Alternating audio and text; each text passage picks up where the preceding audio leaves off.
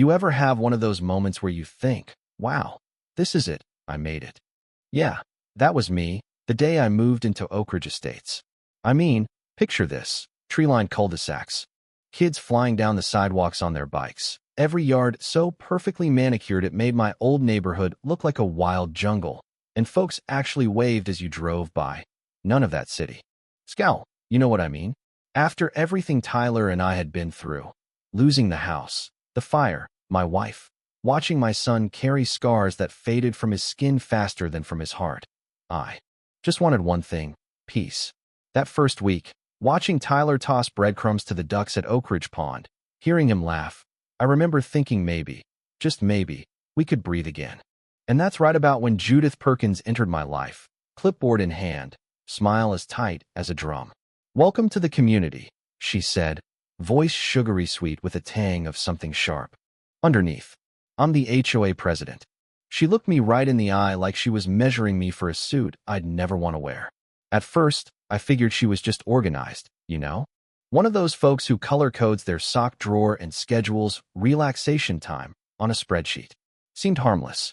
But, Lord, it took less than a week to figure out what organized really meant. To Judith, day 5, my very first violation notice slid into the mailbox like a love letter from the IRS. Garage door open more than community standard allowed, warning issued. Day 7, trash. Cans out where God and the neighbors could see them for more than 30 minutes? Strike 2. By day 10, I realized Judith didn't just enforce rules, she lived and breathed them. She was up at dawn, ruler in hand, eyeballing lawns and driveways, snapping pictures like some suburban Sherlock Holmes, and handing out citations the way other people hand out Halloween candy. Folks around here called her the rulebook queen, not to her face, of course. Nobody confronted her because she had a memory like a steel trap, and she'd quote bylaws chapter and verse before you could even blink. I tried, honest, to play nice, smiled, nodded, said all the right things when she'd stop me, even offered to reread the guidelines. But there was just something about the way she looked down her nose, especially at anyone who dared to question her, that started to get under my skin. Things really turned when she met Tyler, my boy, out in the front yard for the first time since the fire. Wearing his favorite red firetruck t-shirt, sunlight making the scars on his arms glow just a little. Judith looked at him a beat too long, smile frozen in place. "What a brave little boy," she said. And the way she said it, I don't know, it twisted something in my gut. "You must be so proud." I thanked her, but after that, I noticed her hanging around whenever Tyler was outside, inspecting hedges, checking mailboxes, always glancing at him out the corner of her eye. One afternoon, I caught her scribbling notes on her clipboard while Tyler was just drawing chalk monsters on the sidewalk. That's when it hit me. Judith didn't just hate rule breakers. She hated anything that made Oak Ridge look imperfect. Next HOA meeting, she's proposing some new addition to Section 12. All official. All residents must maintain appearances consistent with neighborhood standards to preserve community value. Most people just nodded along, never bothered to read the fine print. I should have seen it coming. I really should have. But I was just glad she'd stopped staring at my grass for a while. Turns out, she was gearing up for a full-on crusade against my 10-year-old. By the next weekend, Judith was watching us like we were her personal soap opera. Her blinds would twitch every time Tyler set foot outside. Every laugh, every splash with the garden hose, every chalk dragon on the sidewalk, in her mind, evidence of something shameful. That Sunday was one of those days you wish you could bottle. Sky so blue it looked fake, sun shining. Tyler and me washing my old pickup, country music playing low, bubbles floating in the air. For a moment, it felt like life might be normal again. That's when Judith came marching down the street. Like some kind of general, 2 HOA board members in tow, clipboard raised like a sword. She didn't even say hi, just pointed at Tyler and barked. "This is exactly what I'm talking about, your son's condition is a distraction. Half the neighborhood's talking." Time froze. Tyler just stared, hose dripping in his hands, that light in his eyes flickering out again. "He's a child, Judith," I said, tried to keep my voice steady, but my hands were shaking. "A brave one. You're the only distraction here." Her mouth twisted. "Community standards are clear, Mr. Matthews.